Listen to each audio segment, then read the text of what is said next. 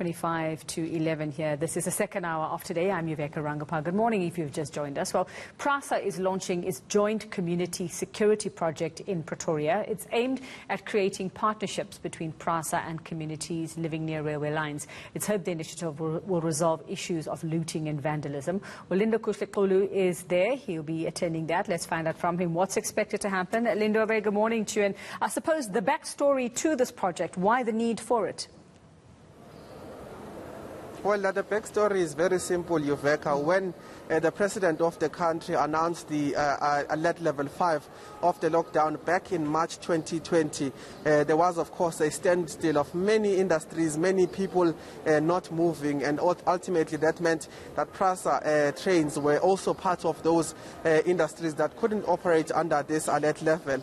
But now the problem became the fact that with them trains on a standstill, there was in fact a vacuum for many of the criminals, the thieving, coming to steal many infrastructure, cables such as cables as well as other things in these particular stations, such as this one where I'm at Pretoria station. But if you move around Yuveka today, moving into many of the of the train stations, particularly in the township areas, you will find that it's been vandalized, it's been looted, and everything is just gone. So that's the backstory now as they try to recover and bring back the railway services in the country. A Minister of Transport, Fikile Mbalula, together with the CEO, rather the chairperson of Prasa, will today be launching the Gauteng's version of a project they call the People's Responsibility to, in fact, protect. And they are, of course, speaking about some of these infrastructures. Today we are expecting that the minister would have arrived at 10, but he is not here.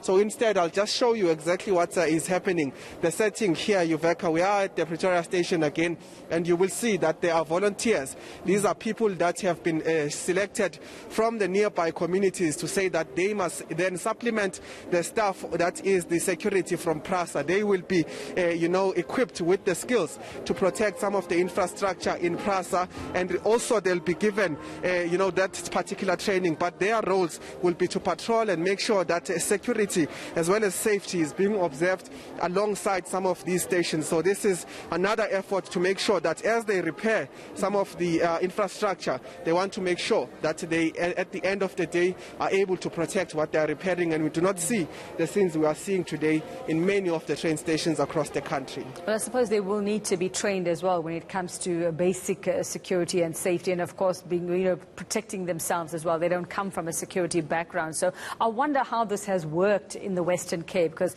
understanding, like you said, Lindo, is that there was a sort of test or some kind of dry run of this in the Western Cape. Do we know how successful it was, or what the details of this training entailed?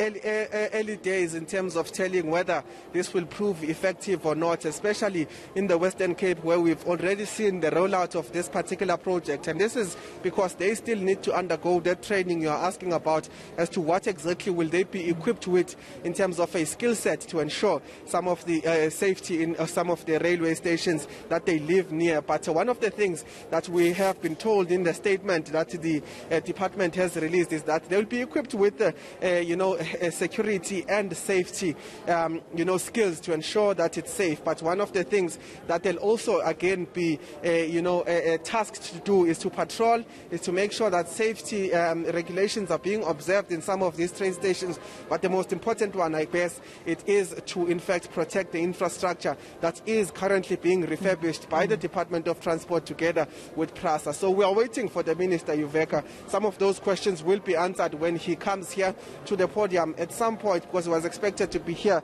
at around 10, but it's almost 11 o'clock now. He's not here, but we'll be waiting, just getting a sense of what exactly some of the training will entail.